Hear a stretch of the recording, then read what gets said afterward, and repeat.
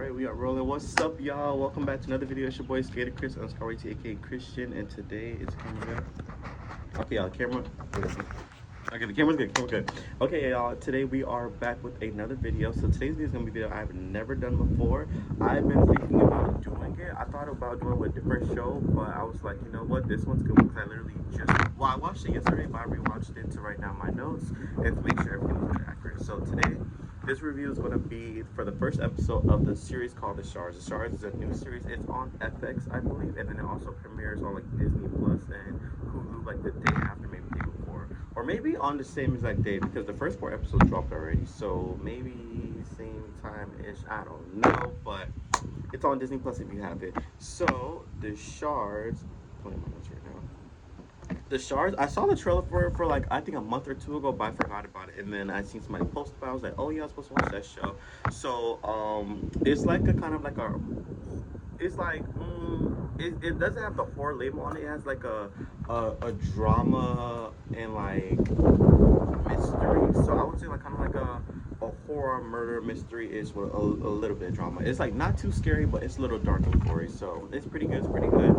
It is developed by Ryan Murphy. Y'all know Ryan Murphy likes to make little shows inspired by like true crime or like, you know, horror related. So I was like, you know what? I'm gonna give him another shot. I'm gonna give him another shot. So it is 80s inspired basically. They had like a killer 80s soundtrack. It got that little 80s aesthetics, like everyone's like the rich 80s off that Coca-Cola. So, you know, I saw that, I was like, okay, you know, I'll give it a shot. I'll give it a shot.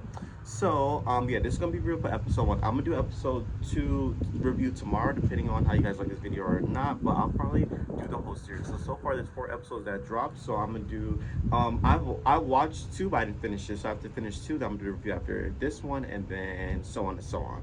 So the series revolves around Brett, Susan, Robert, Debbie, and Tom. So it basically starts off with Brett basically narrating, and that's something I already like. I kind of like in shows or movies when they like narrate a little bit and they have that little soothing, don't want to say soothing voice, but it's just like the voice that kind of like it makes it. My scooter. just don't. I didn't even don't mind scooter. Okay, no, but it's like I already like the narration. It's just like, okay, I feel like I'm in an 80s world, and it's just like how he talks like he talks in like present day, so we don't know what day he's talking in, but it's just like he mentions the years like 81, I believe, to 85 or 84, but he like mentions like he's going to basically talk throughout the whole, like talk you through everything. So that was pretty cool. The last show I liked when I did a lot of narrating was like You, and I didn't finish that one, but I love when Joe was narrating, so that was pretty cool. So it starts off with Brett, you know, just driving around during the summer. I believe it starts off in June, and he's going to go see The Shining. So he decided to see The Shining. Brett loves movies. He's like a writer. He's writing a novel, and he's also working on a script as well. So I was like, okay, he's pretty interesting. So Brett goes to movies, goes see The Shining, and he sees this guy. Now the guy, we don't know his name then, but his name is Robert, and you know he's just like intrigued by Robert. He's like, what's going on? He's like kind of like checking him out, seeing how tall he is, you know, trying to get, you know, in his head and all that stuff. He's like, okay, I just gotta have him, whatever, like that. So he's like, okay. Then after that, after you go see the movie, he goes do whatever he's doing, and then you see the victim, whose name isn't revealed yet. I'm gonna remember it towards the end because I was just like, I could be wrong. I said, did they say her name yet? But they didn't say her name to the very end. And then you also see this van, like it's like she's right here, then the van's like over there across the street, and the van's just looking at her, and I'm like, man, she's gonna get got. And then after that next scene, he just has her going back home during the day, and then her cat, she's like, where's Shadow? Where's Shadow? But Shadow's gone. So you know, it just have her doing that, and then you know, it's peaceful. And then after that, what happened after that? I'm sorry. What happened after that? Then the scene go back to Brett, and then it's just he's driving to his girlfriend, I believe, or am I saying out of order? Well, basically, he's going to go drive to his girlfriend Debbie house. So remember, I said it was around Susan, Brett, Robert, Tom, and Debbie. And yeah, and Debbie. So Debbie is dating Brett, Susan is dating Tom, and Robert, that's the new guy that Brett saw at the movies, who's like the new student, but he doesn't come in until the first 16 year. So basically, yeah, the series so far has that 80s inspired vibe where it's like, you know, that murder mystery. So it's inspired by a lot of 80s, you know, true crime horror, because you know there was like the Night Stalker and all those other crazy killers. And if you know Ryan Murphy, watching his stuff, you know he loves, you know, that true crime horror stuff. So that's basically you know what that's about. And you know, just so far, honestly, it was pretty good. Like, I'm not gonna lie, the first couple minutes I was already hooked on it. I was like, you know what, this is gonna be a series I'm for sure gonna enjoy. Maybe it would have been fit better around October during Halloween season, but you know what, we're pushing there, we're pushing there. So yeah, and also the soundtrack is really really good too. If you're a big fan of '80s soundtrack or late '70s, is really good. I feel like the soundtrack is definitely really really good. I am liking it so far. I don't know all the songs, but I'm loving it. I'm loving it. All right, thought I turned the video off. My bad. I thought I turned it off. But yeah, the '80s soundtrack is really really good. So the first episode, and then after that, when they all talk, all that stuff, it also follows back with the girl. She's like a redhead, or yeah, redhead, and it's just like again, her name is still not revealed yet. You know, they just like have her.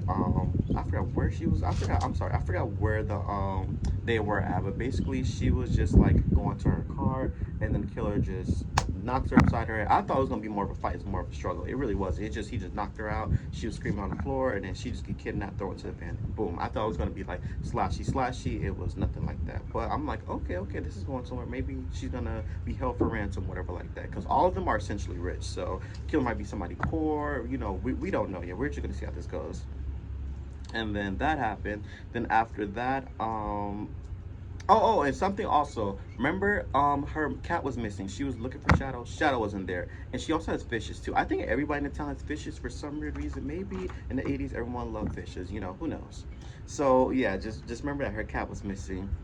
And so after that, the next scene is that they go to Debbie is having a house party.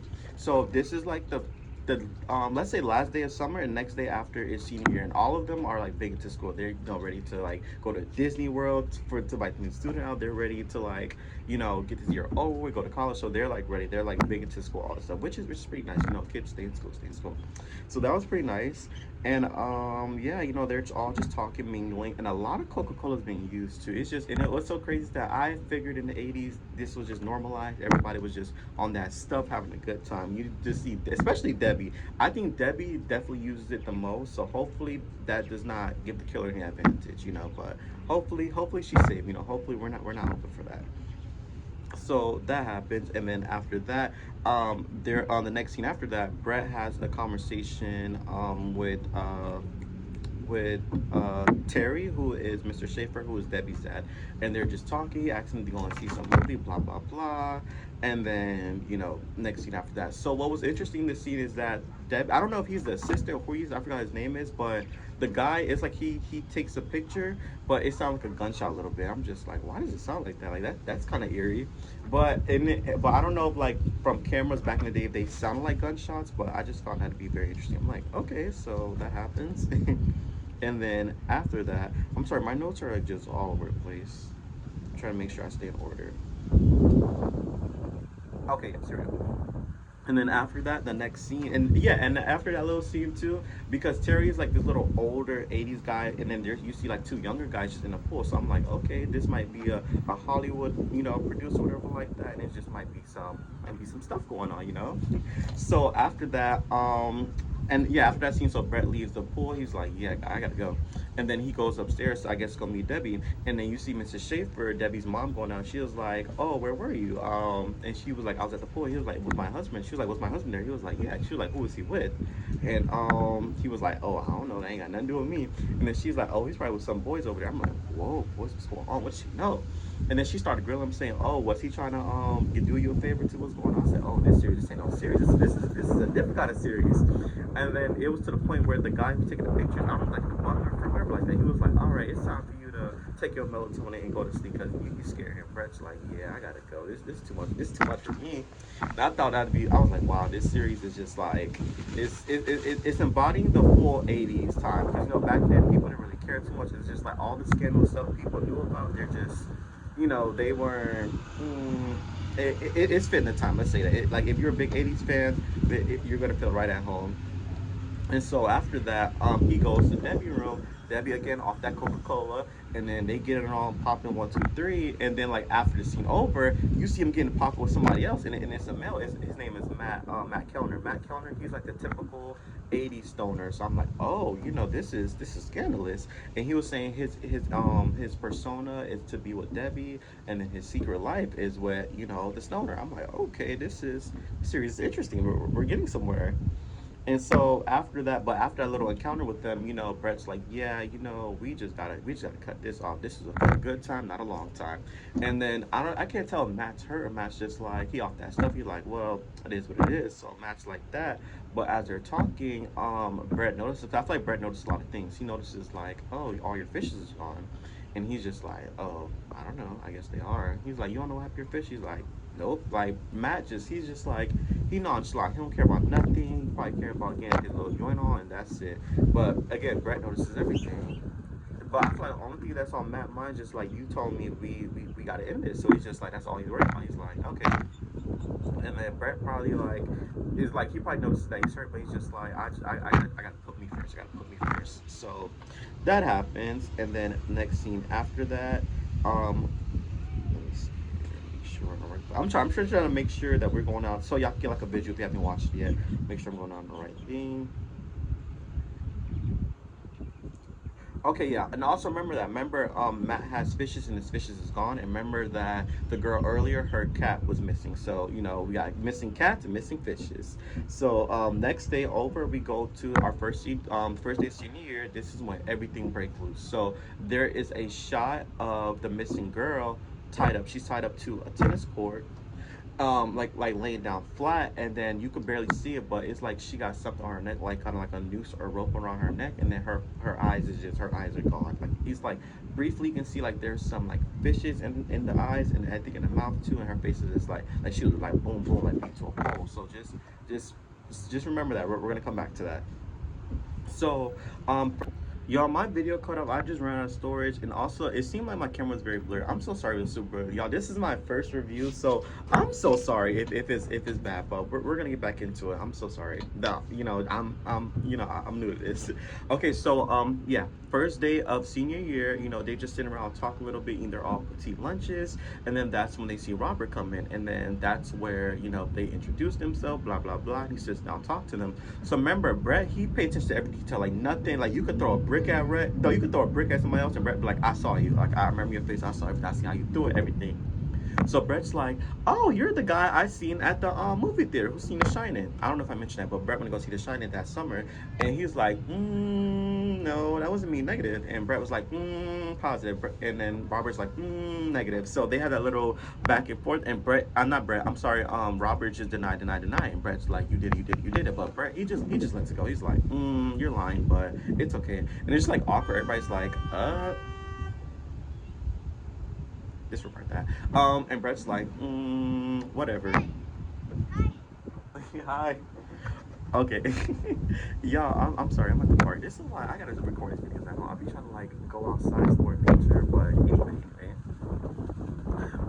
Yeah, so but we're gonna wrap this up really soon. But Robert just denies it, and so after that little scene, Brett goes. I'm sorry, no, Robert goes to go talk to Matt.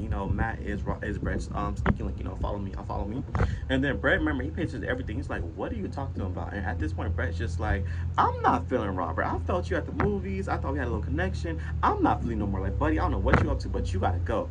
And so after that, when I tell you the series is crazy, so after that, school's over, school's out of session, and then Brett peeps like Robert, like driving around, and Brett decides, you know what, this series gonna turn to Fast and Furious. Brett decides to high speed chase this band, like all throughout the scene. I'm just like, where's the police? Like, where's the cops with the traffic guns? Like y'all, he was chasing them for like a good little 10 minutes. I'm like, this is crazy. Like they probably don't bump into somebody, nothing like that. But honestly, I feel like Robert probably seen every single episode, every single movie of Fast and Furious, cause Brett not catching him. Like Robert is swerving left and right, Tokyo drifting. Like Brett, he just can't keep up. Like he just gave up. And so after that, Brett's like, you know what? I'm just gonna go do some back to school shopping. I'm just gonna go to the mall.